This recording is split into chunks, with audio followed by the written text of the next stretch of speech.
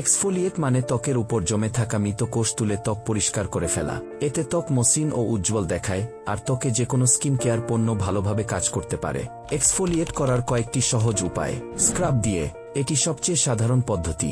প্রথমে মুখ ধুয়ে নিন। অল্প পরিমাণ ফেস স্ক্রাব হাতে নিন। মুখে হালকা করে বৃত্তাকারে 30 থেকে 60 সেকেন্ড ম্যাসাজ করুন। তারপর পানি দিয়ে ধুয়ে ফেলুন। সপ্তাহে 1 থেকে 2 বার স্ক্রাবিং করতে পারেন।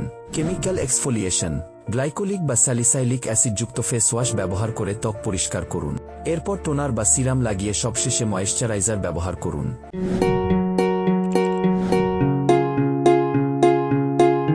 ঘরোয়া উপায়, ঘরে প্রাকৃতিক উপাদান দিয়েও হালকা এক্সফোলিয়েশন করা যায়। চিনি ও মধুর স্ক্রাব, সব ধরনের ত্বকের জন্য। মধু ও চিনি মিশিয়ে 1 মিনিট ম্যাসাজ করে ধুয়ে ফেলুন, এটি ত্বক নরম রাখে।